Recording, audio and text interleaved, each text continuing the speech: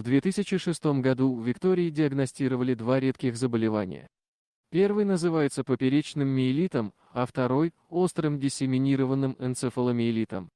Ее врачи сказали ее родителям, что каждое заболевание встречается редко, а их сочетание невероятно редко.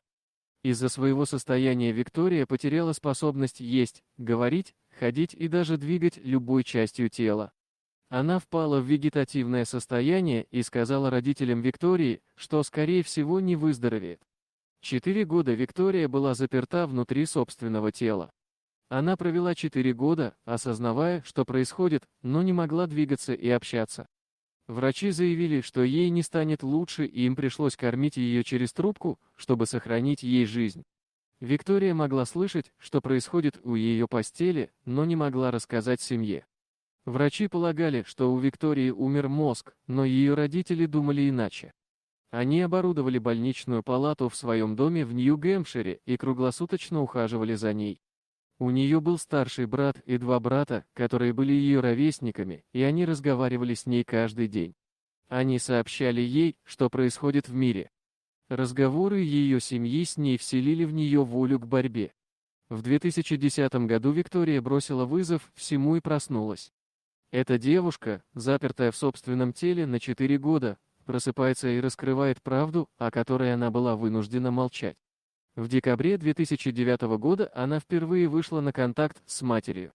Затем она подвинула палец к себе, а затем смогла помахать рукой. Вскоре после этого она могла составлять слова и предложения. Виктория почти вернулась к себе прежней, за исключением ее ног. Она не могла их сдвинуть.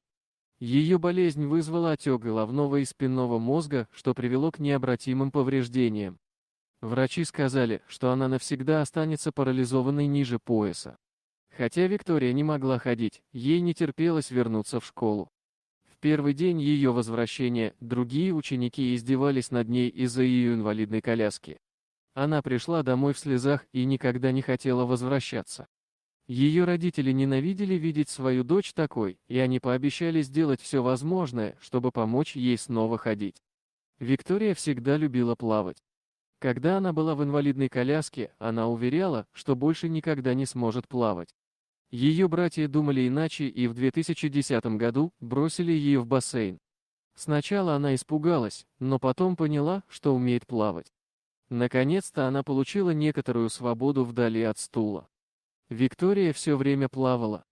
В 2012 году Виктории было 17 лет, и она была частью сборной США, участвовавшей в Паралимпийских Олимпийских играх.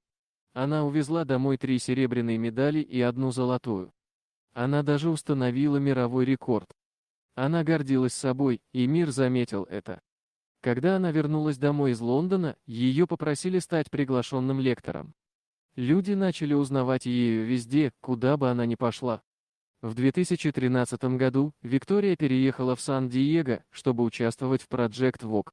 Это программа, которая помогает парализованным людям снова встать на ноги.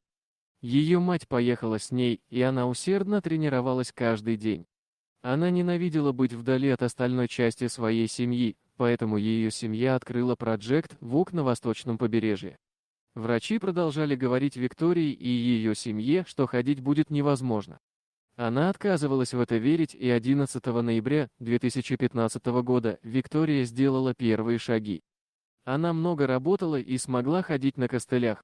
Наконец, через 10 лет после того, как она вошла в вегетативное состояние, она снова начала ходить самостоятельно. Ей не нужна была инвалидная коляска, и ей не нужны были костыли. Она доказала, что врачи ошибались, и доказала, что выжила. Дорогие друзья!